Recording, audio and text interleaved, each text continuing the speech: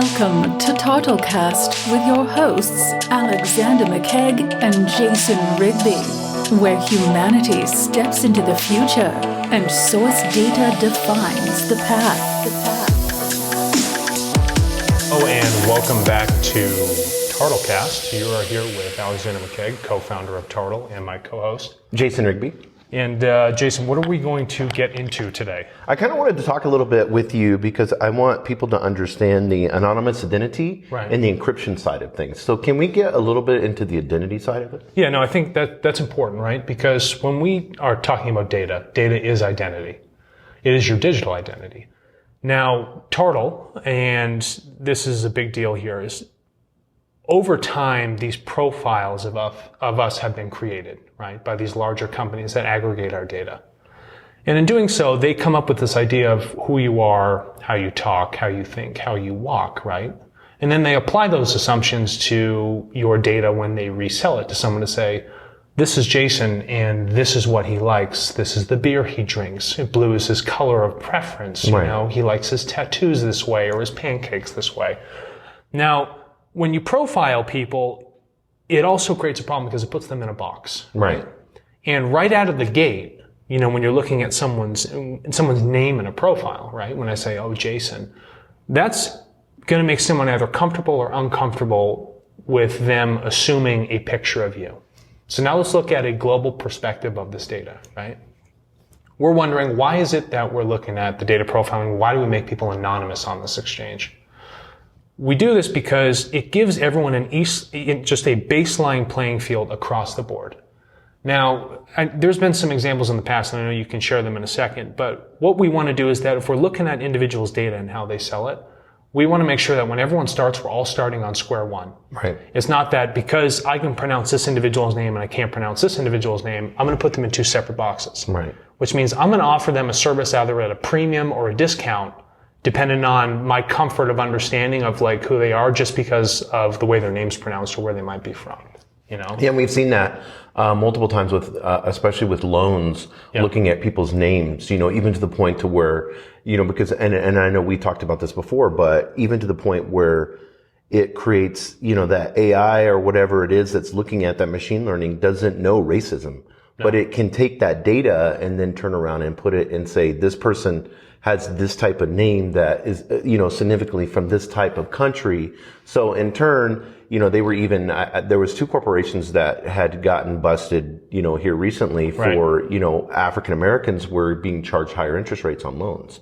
Right. So, you know, I think that's a perfect example. Right. And so we look at the design of it, right? Right. So when you're designing your information right out of the gate, so if I want to profile individuals, that type of profiling, be it racist or something else, right, automatically puts someone in a box and puts them at an unfair disadvantage. Right. That didn't need to be there.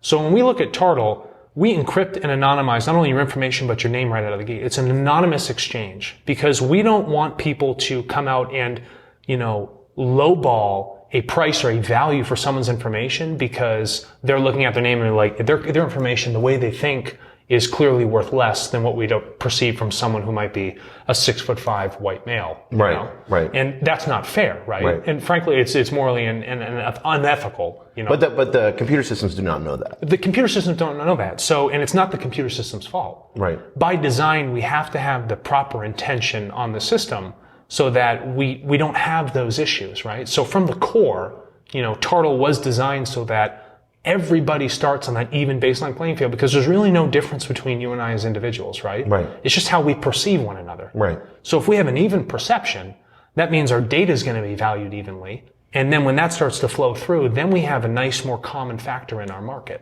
Yeah, and I think when we look at it, you know, especially you look at somebody that maybe, you know, car shopping and he's in Portland, Oregon and he's sitting in an apartment downtown and he works at the hospital there. Right. You know, there's a whole process with all those data points that are going and there's a consumer journey that's happening. You know, they said it's up to, especially on the car shopping side of things, you know, it's up to 16 points where they're going through to look at all the different avenues, you know, before they even actually step into a dealership. So what does that look like? So that's really interesting. So those 16 steps is because no one had a tool originally before TARTLE to come and ask the individual directly what they want or what they're thinking. So do you want this to hit a camera, yes or no? Would it Yeah, be that's that simple? exactly right. It's as simple as that. Do you want the Toyota Camry in red or blue? You know, I don't want it. Do I want it in 40 different colors? You know. So instead, we're trying to find these 16 points and pull it. Right, and then try and create this profile and be like, bam, we found it. That's the guy. This is what we want to sell him. But when it's like, wait a minute.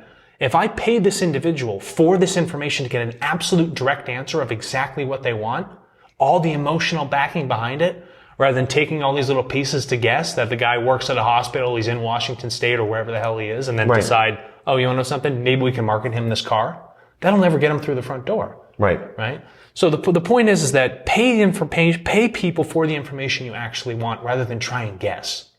Right, because they're just trying to guess and say, okay, we're using car analogy, but if there's an 18-year-old boy and he goes to the BMW website, and so they know that he's 18, looking at that M3, you know, the odds of him being able to, an 18-year-old boy to be able to buy, you know, a $100,000 car. To afford something like that, right? So that data would just be pushed to the side. And it's a huge waste of marketing dollars, right? So it doesn't make much sense. So the key is to like use TARTLE, start on a base, keep it anonymous, make everyone's data even across the board. Right. And don't worry about all that guessing.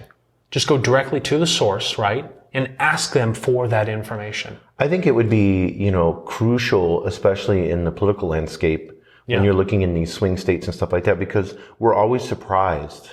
Every single time. Every single time. And then it's always this small niche group of people that have decided that, you know, in that county or whatever, you know. That's correct. Like, so how would that, like on a political side of things, with it being anonymous like that, how is that going to help someone that may want to purchase that data? No, that's fantastic. So when we look at anonymity, right, to a statistician, they don't really care much about people's names. They care about a populace, right? So if we have thousands of users on TARTLE in a specific geographic area, and a politician might want to test a policy to see how that's going to work in a swing state or where it may be going, they can choose a populace of people they want to purchase information from. So out of the gate, we're not worried about their names. We're not going to, you know, chalk them off because we originally wrote our algorithms to be, you know, perspective limiting, right? Now it's going to be open. So they can test that information on an area before they go out and publicly make a policy change. They can actually see emotionally directly from the individual rather than taking a strange off statistical guess about, oh, this is what the people want. You know? Yeah, I think, and I think when you look at it in that circumstance, now you understand the importance. Of it being, having a level playing field. And you want to have that level playing field because when you come in and you're asking people for the exact information right out of the gate and it's a totally even playing field, it's always having a clean slate every single time. Right. You know what I mean? Right. There's nothing like mucking it up. So your data, it goes right to the source and you get the exact answers you need.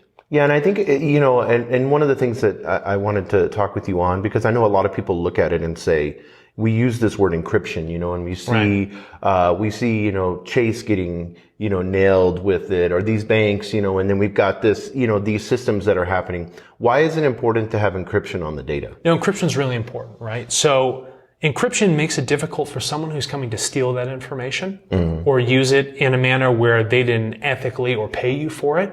That prevents them from finding that value in it, right? So what we want to do is we take your information that you put on the exchange and we keep it encrypted. So it's like we all speak English, but I turn everything into Braille or some sort of language that's very difficult to pronounce. So that when someone tries to come in and grab it, they can't use it. But when you pay for it, right, when someone comes in and purchases that information from you, that becomes translated back to a language that they can speak.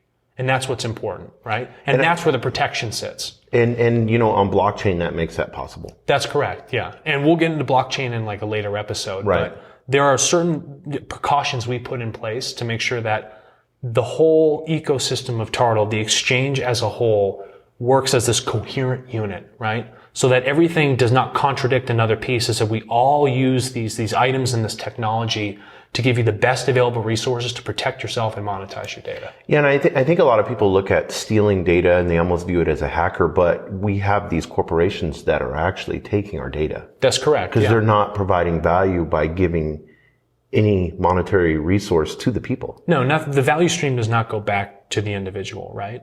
And they may be aggregating a lot of it, and they also have poor precautions, some of them, put in place to protect that information that they've kind of gathered over time, right? They're trying to get comfortable with it and they're like holding on to it, like being all crazy, like you don't want to let go of it. But now the tides are changing, right? And the view is that we as individuals will take this this control back of our information, right? We'll gain a respect that we didn't have for it before, and then we'll start to see that value stream. And starting with a baseline of anonymity and encryption, that will allow that playing field to begin to expand, and people are like, okay, I'm comfortable putting my information here. I know that it's going to be fair out of the gate for me, and that these data streams, I know that, okay, someone's not going to be getting a heck of a lot more than I am. Right. You know what I mean? So you don't have to feel like you're getting shortchanged in any of those areas. No, I think that's awesome. And I'm excited about this. I'm excited about the next episode. And thanks, Alex, for sharing this with us. Thanks, Jason. Appreciate it.